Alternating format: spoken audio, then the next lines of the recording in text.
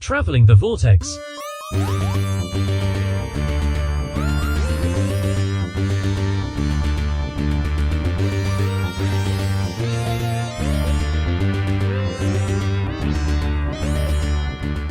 We've joined the Doctor as he degenerates through the vortex and arrives at episode 549.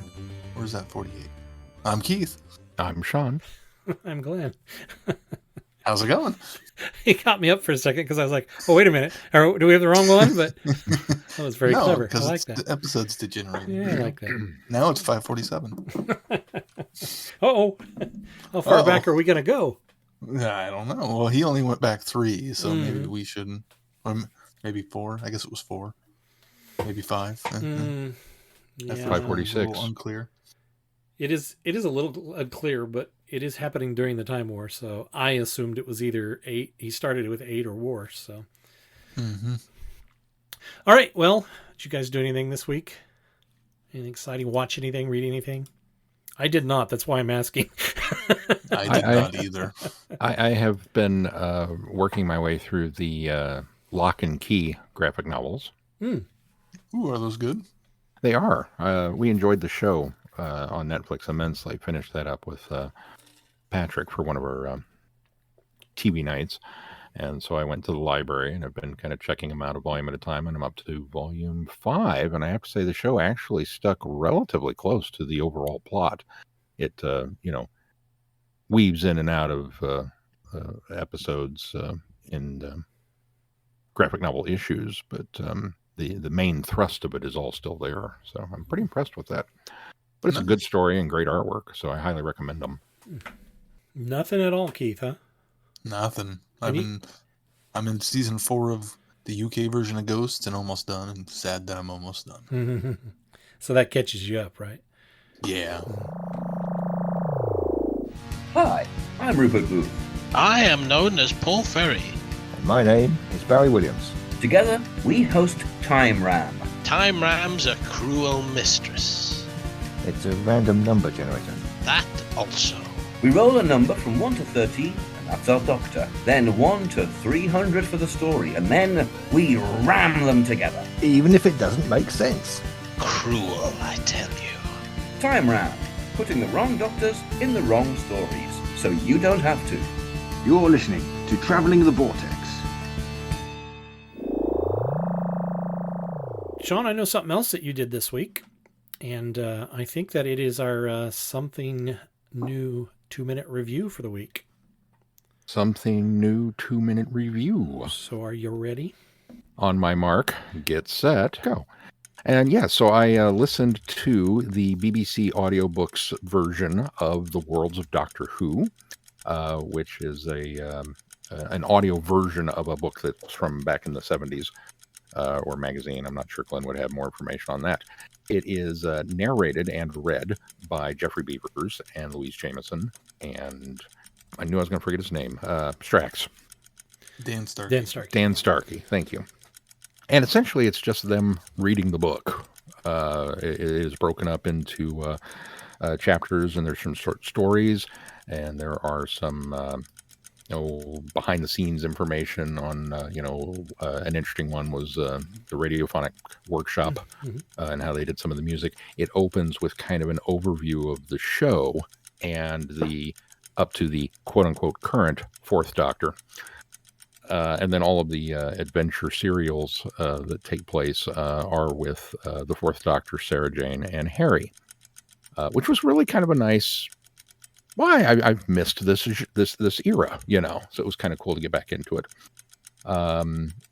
Dan Starkey, while he doesn't do a good Tom Baker impression, he does have the rhythm and the cadence and the kind of mannerisms in his speech patterns down.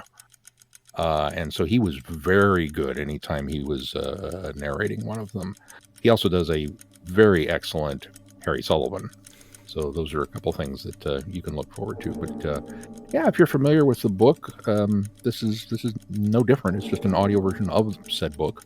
I was not familiar with the book, but it was kind of cool to have it as a reference guide just to see exactly how word for word it was.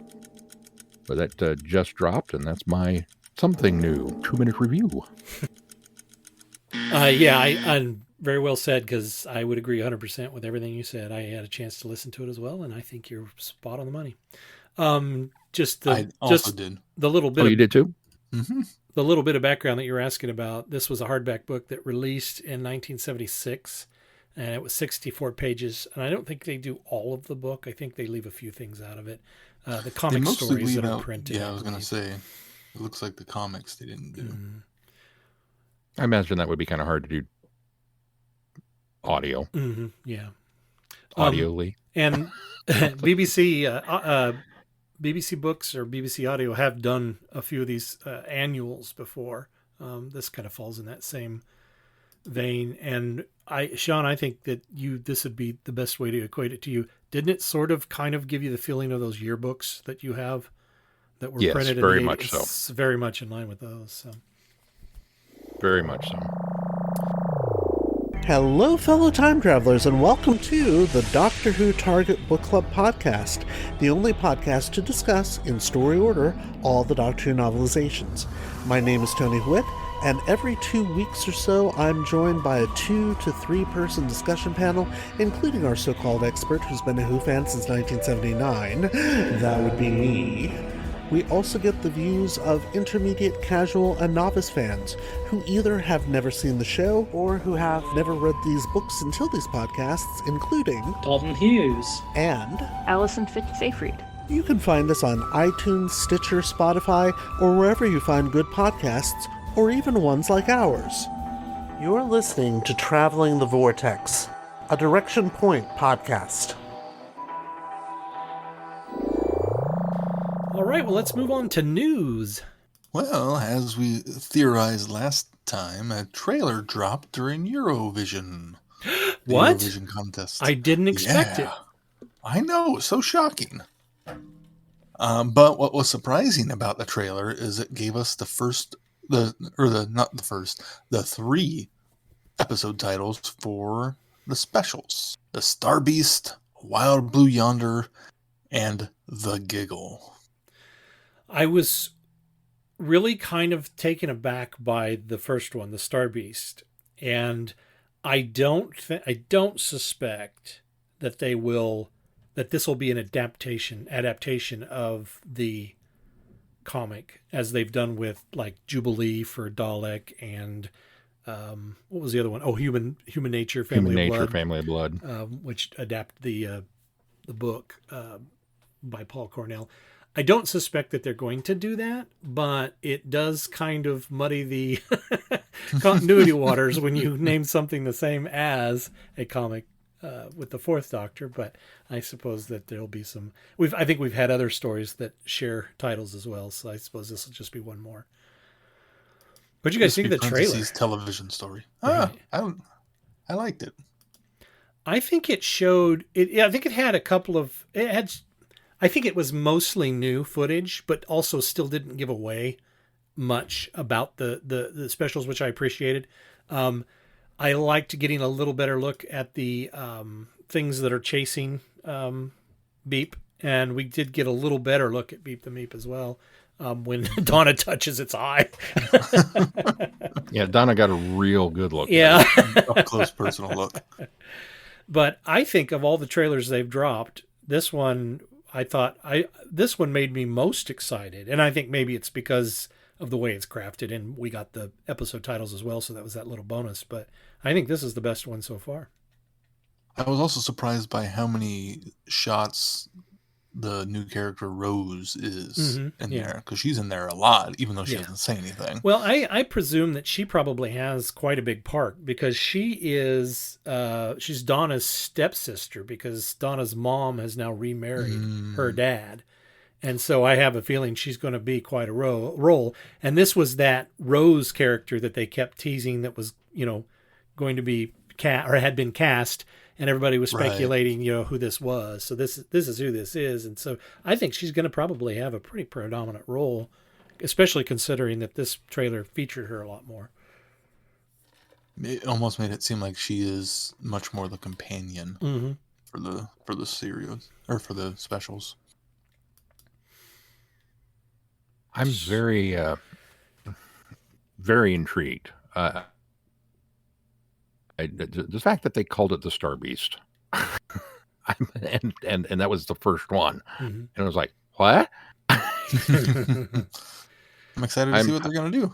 I am very excited. Now, we still don't have a start date, though, right? No, there's still not a start date. Mel was asking me, and I said that we were kind of sort of anticipating that it might be September, October, November, and that they would do one a month leading up to, but I didn't think that had been set in stone yet. No, I also wouldn't put it past them to do all 3 in the month of November either. So, especially since is also true. The 60th anniversary doesn't even fall on the weekend this time, like it did with the 50th. So, I'm not sure if we'll get one midweek or they'll just do the weekends and call it good. They might just do that and not worry about it landing on the actual anniversary. I think they'll celebrate and acknowledge the day of, but they may not have one of those specials on those days. Yeah. Well, it makes sense to go weekly. It's made me even more excited and more anxious to get it for November to get here. November is a long ways away. It is. It's almost surreal because I feel in a weird way that we've gone so long without Doctor Who that now that they're advertising and that it's coming back and it's going to be a big brouhaha, there's a part of me that still doesn't quite want to believe that, I can't believe it. I won't believe it until I see it. We've only gone 4 months without Doctor Who, though. I know, it's been so long. I was about to look it up. I was like, I can't remember how long it's been, but it doesn't seem like it's been that long. Let's see. Power of the Doctor was in October? October 20th, yeah. October 22. So not It's that been long forever. ago. 6 months, yeah. So it's been half a year at least. By the time that actually comes, it'll be about a year. Mm-hmm. This is the way time moves, slowly and in the right order.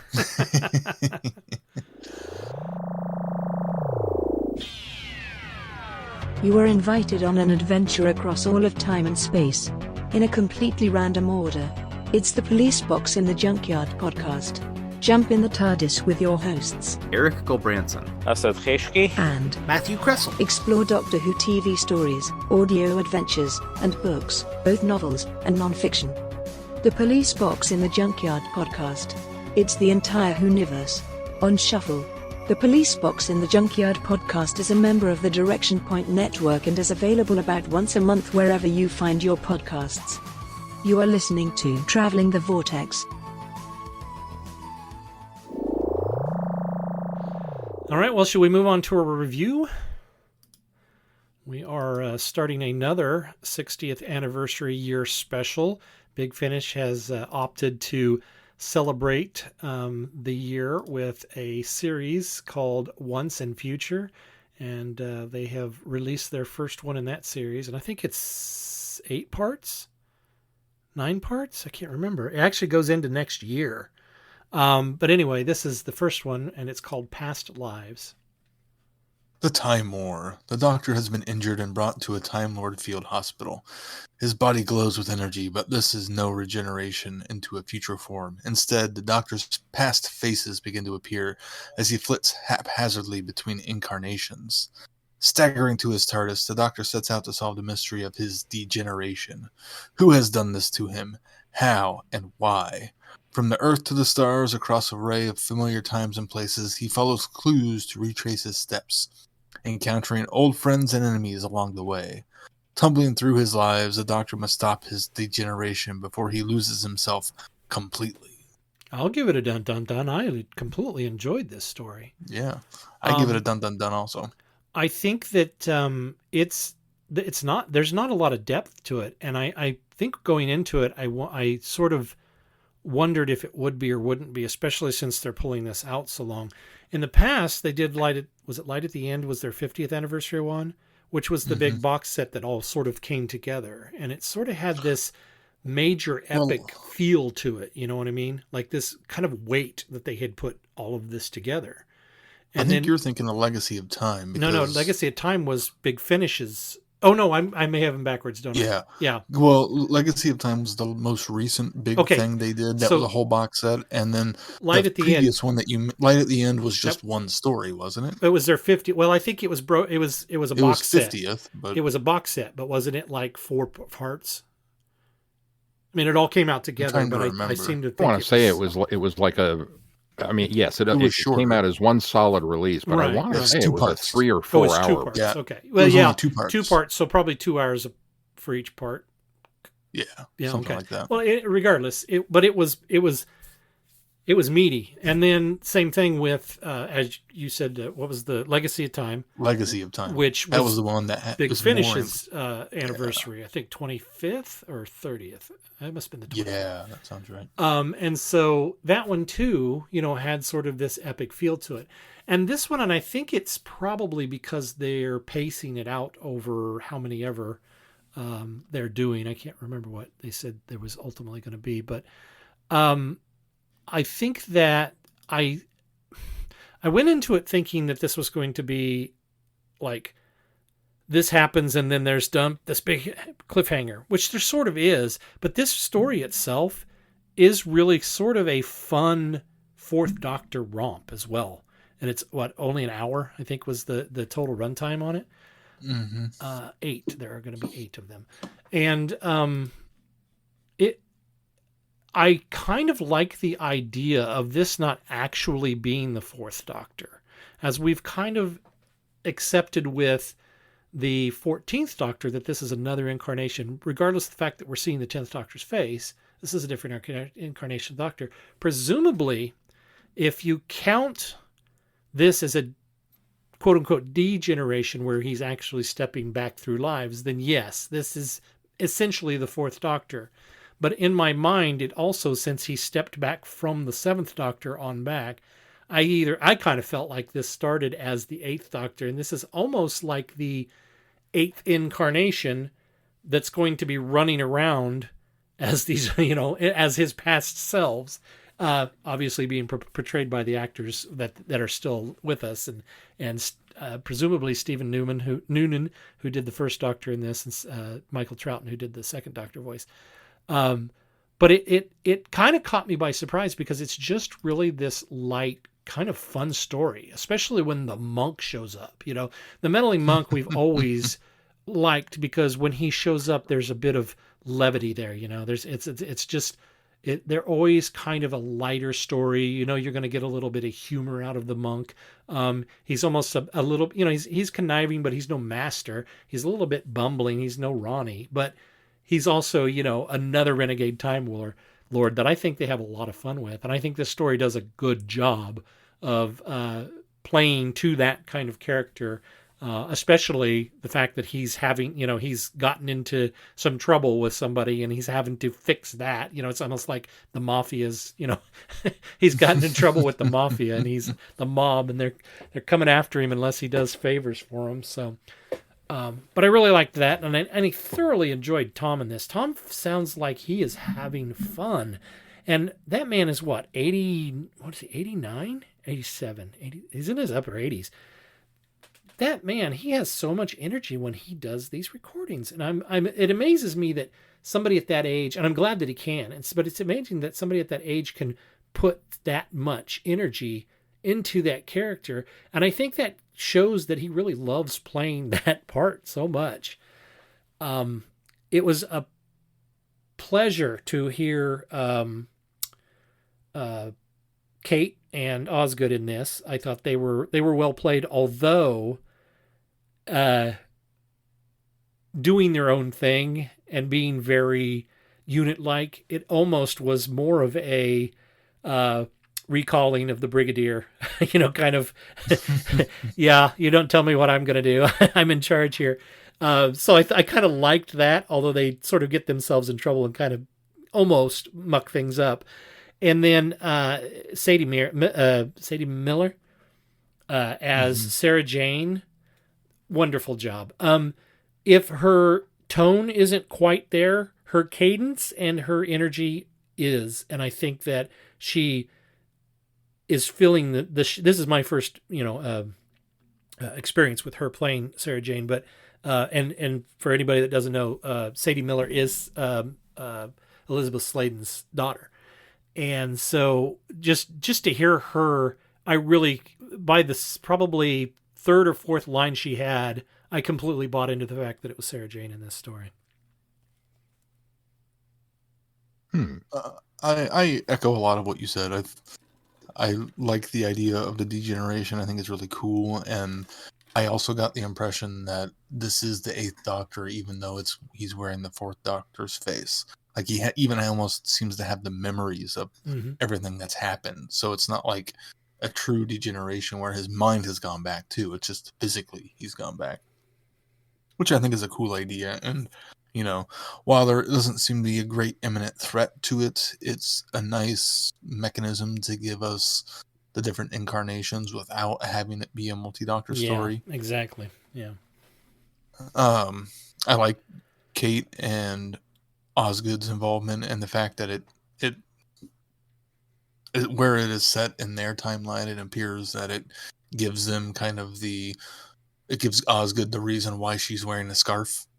And when we see her in Day of the Doctor, because in theory this is set before that. The monk played by Rufus Hound is absolutely delightful again. Yeah. I know we'd heard him as the monk before, but he does such he puts so much into it and has so much energy and so much fun recording it. And it fits the monk's character so well that this is probably my favorite incarnation of the monk. He is just so much fun to listen to. I think what he's going through and what he's doing, I think is kind of an interesting, like you said, mob-esque. He's got to get out of trouble, and I enjoyed that aspect because it was also all perfectly in line with the monk of what kind of shenanigans he would get into. There were times when Sadie Miller I thought sounded like Sarah Jane, but there were a lot of times when I didn't think she did. I thought she had great energy and almost maybe too much energy. And I thought sometimes she sounded more like Nyssa than Sarah Jane. I don't know if it's an accent thing or the crispness of her voice, because Sarah almost has kind of a little raspier voice, I think, thinking back to how she used to talk. I don't know, there's just something about the way she performed. Her delivery just didn't land perfectly as Sarah Jane. I often had to remind myself that it was Sarah Jane, not just some random woman that was along for the ride. I concur a lot with what Glenn said, and a lot more with what Keith said. I enjoyed the story, the nugget of the adventure. I was on board with. That was fun, and it was just, as you said, it's a romp. I was less impressed with the idea of setting up this framework story as a degeneration. Maybe I always hope for a multi-doctor story, and then when I don't get it, I'm ultimately disappointed. So maybe it's just simply my expectations are set inappropriately. I think the idea is cool, but then if you're only going to use that as this excuse to kind of do a solo Doctor adventure with each one of these actors, then it's kind of like, okay. Now, admittedly, that's the frame story. I don't have any of the rest of that, so I don't feel like I can really judge it too harshly on that one. Performance-wise, you're right. Tom sounds like he's having a blast, and both Gemma and Osgood were fine additions. And sounded like they were having fun. It was cool to have them there, and in particular to have this Doctor with that pairing. That made for a lot of fun. Sadie Miller has some of the Sarah Jane traits down, and obviously she would know because it's her mom, but like Keith, they just didn't land for me. And more often than not, it didn't land. There were a couple of lines that, yes, did work. And okay, yeah, I'm in the moment, and this is Sarah Jane. And then she would say something else, and it would just kind of break that spell for me and be like, nope, not so much. I also had kind of a rude awakening moment in the middle of the story when I suddenly realized that because we have snatched Sarah Jane right off the streets of wherever she had been dumped off, that she's wearing the Andy Pandy outfit. Yeah, I thought the same. Yeah, it's true. And I thought it odd that nobody commented on it. I forgot about it. I forgot to mention that. Yeah, like I said, I listened to this like 2 weeks ago when it came out. So that was a bit of a shocker there. And then there's the monk. Now, I don't know. Have we listened to a meddling monk story for the podcast? We did. We had with Rufus. Yeah, Rufus? we had. It was the Missy story, wasn't it? Yes, he was in one of the Missy stories. Okay. Divorced, beheaded, regenerated. Mm-hmm. I know, and that one sounds familiar. I don't know what the difference was because I didn't make this connection at all with that story then. But with this one, he would get worked up, and I kept imagining Jonathan from The Mummy, Evie's brother, Okay. played by John Hannah. Right. And when he would start to talk, and he would get a little high pitched and a little excitable and very fast talking, John Hannah kept popping into my head from The Mummy specifically. And once my brain latched onto that, I could not let go of it. And I kept having a hard time getting back into This Is the Monk. Just stop trying to import from other sources because you're not listening to The Mummy. You're listening to Doctor Who. But for whatever reason, my brain just would not let go of that idea. And so I fought that through the whole thing. And it's not that he was bad. I don't want to give that impression at all. It just, for some reason, the vocalizations of this one just kind of kept pulling me back out of the story. And I was having a fun time with the story, but it kind of kept butting into that glass ceiling for some reason. So there were a lot of little things that kind of piled up and dampened it for me. But I'm willing to, I'm going to let go of the overall framework issue until we get further in and see where they go with it. And, if by the 8th episode, that was all it was, okay, I'll complain about it then. But if they work it back in that it was a, exciting thing and, it was this, it's like, oh, okay, cool. That was a neat idea. So, yeah, since we don't know what caused it, I mean, yeah, and the overall mystery with the monk doesn't really, further that storyline at all, other than just setting it up. It's hard to judge that aspect of it right now. And it was difficult too because they, when the doctor comes to him and says, well, you did the thing, and then he doesn't admit to it or deny it. He's just kind of doing his own thing. And then later at the very end, he's like, oh no, it wasn't me. It's like, dude, you could have said that early on and saved yourself a whole lot of trouble. Right. He could have gotten away with it too. Right. Yeah. But, so, and then of course the doctor, how are you tracking me anyway? Oh, I installed it. Why are you telling the bad guy what you did? Because this should not be your first rodeo, because Doc. It makes him clever, makes him sound clever. And he likes showing off. He does like showing off.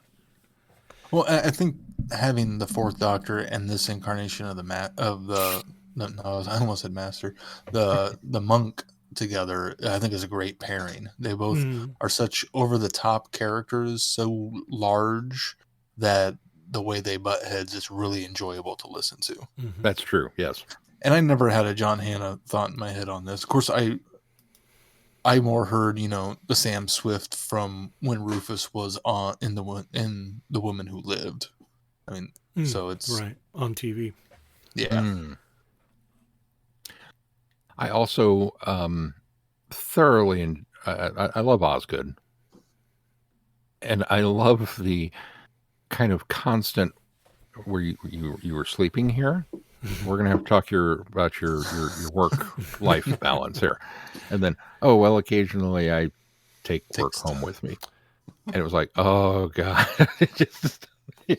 And What then was- her apartment. Oh, she's got a mural on the wall. She's all in bed. I said, don't look in there. What's the story? I can't remember if I read this on my own or if this was something we reviewed, but there's a story with Osgood where it's before she's promoted to second in command, or second, or Kate's second, I suppose.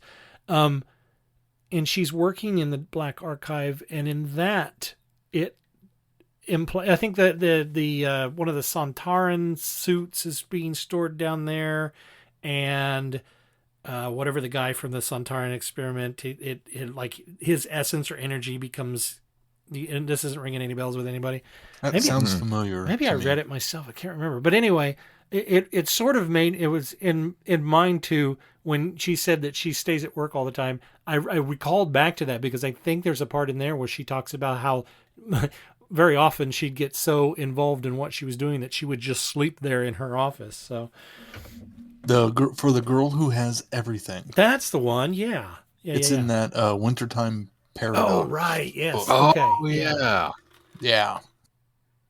Now that sounds like an Osgood line. I forgot about that. Yeah. But yeah, back to you guys were talking about the monk. I think that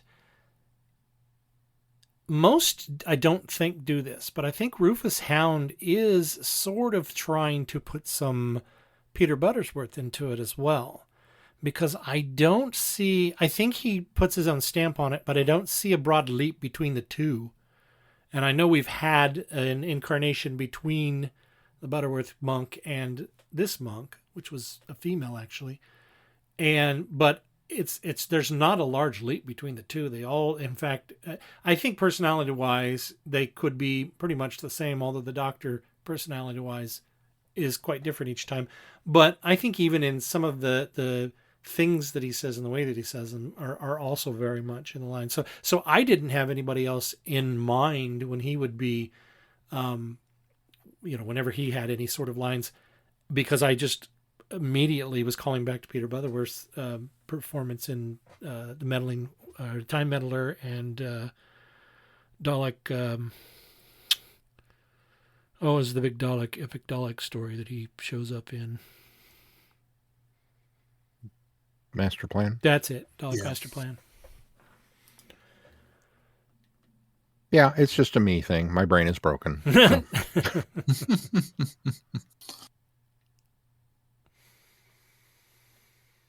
To your point about a multi-doctor story too, I know where you're coming from, and I almost wonder if when we get to, whether it be the Coda, which by the way I was looking at this, like that Coda is like next year. It's like a whole year away, but maybe even in the Union, which is the 7th story this year that's supposed to drop in late October, I wonder if that will be a big culmination, and we will get our multi-doctor story at that point, so that everybody sort of gets their own story, and then everybody's sort of brought together for that one big, finale. Yeah, because they haven't really given us a lot of details other than what's coming up next. Mm-hmm. I mean, we know that multiple doctors are involved, but that's about it. Well, and you always run the risk with a multi-doctor story because they tend to trot them out for anniversaries, and they're always, a lot of fun, and they're big fan events, and everybody loves them. But if you do them all the time, if you do them for every anniversary, then it becomes expected, and it becomes the standard, and a multi-doctor story should never be standard. It should never be, run-of-the-mill. And it does feel like Big Finish does a lot of multi-doctor stories. Yeah, Big Finish in particular does a lot of them. It's starting to feel that way. Yes, starting to feel that way. So I don't think they were I don't think they're at that point where I'm tired of them doing multi-doctor stories, but I think I'm at that point where I'm like, okay, you do tend to do a lot of them. Yeah. That's a good way of looking at it. So having said that, I'm not complaining per se that it's not a multi-doctor story in the traditional sense of that. Mm-hmm. But it just feels like for the sake of everybody getting their own standalone story, I guess I don't see the reason that he was de-regenerated. And again, they'll explain. I hope they'll explain that. So that's the MacGuffin of the whole thing, is figuring out why he's degenerating. So right, but it seems to me that if you don't necessarily need that MacGuffin, you could just do, here's a fourth Doctor story, here's a fifth Doctor story, here's etc. Well, on up the line, and then go, oh, surprise, they're all related. Oh, I see what you're saying. You don't. So instead of coming at it at the beginning, coming at it at the end with the mystery of this has been happening, or letting the listener in on that this has been happening. Sure. Yeah. I mean, that's just, I'm not saying that's better. I'm just saying that's one way of doing it. So I really hope that this has that payoff that warrants its existence. Oh, I would. Does that make sense? Yeah. Yeah. No, I would hope so. I would. Because if we get to the end of this thing and it was just like, so I degenerated you because I didn't want you to catch me eating the peanut butter. It'll be like, okay, Well, I'll tell you what's exciting. Go ahead, Keith. Oh, go ahead. No, go ahead. No, you're fine. Go ahead. I was going to ask what you guys thought of we haven't talked about the Hyreth. Yeah. Kind of a one and done. And to be quite honest with you, I sort of saw this part of the story coming, especially when the Doctor was very much telling them, you don't want to do that. You don't want to wake them up. This isn't something you want to do. I was almost a little heavy-handed into the fact that he was giving the main Hyreth a chance, basically, don't do this, you'll regret it, kind of thing. And so in doing so, I thought, okay, this is going to be one of these things where the Doctor already knows it's futile, and that these things are going to go. These are going to, it's not going to work out for him. So I quite liked the race themselves, and the idea that these ancient warriors, and the fact that he charged even though he could barely lift his weapon, and died because he had a heart attack from trying to pick it up. It's like, okay, this is some hardcore. This is like Klingons ramped up to the. Okay, cool. I kind of I agree with you. I think it's a one and done. I don't think we'll ever bother seeing them come back. And yes, the end of it was pretty well, this is going to end badly for you. Well, I sort of think we could see them come back if we see that adventure with Sarah Jane and the Fourth Doctor, because they had encountered them before. Or they say that was one of the things I liked about it, was the fact that there was this monsters or alien enemies from a previous story that we didn't get to see. Yeah. And how it tied into everything. And while we didn't get a lot of details on it, we got just enough to kind of understand what happened and how it went, and picking up from it. It was a nice little, I thought it was a nice way to approach it instead of having brand new enemies. And going one step further with that, the fact that the Doctor and Sarah Jane are like, oh yeah, well, we did this thing. And Kate and Osgood are freaking out because it's not in the records. Yeah. Right. Because now we have to call into question everything. What else don't we know?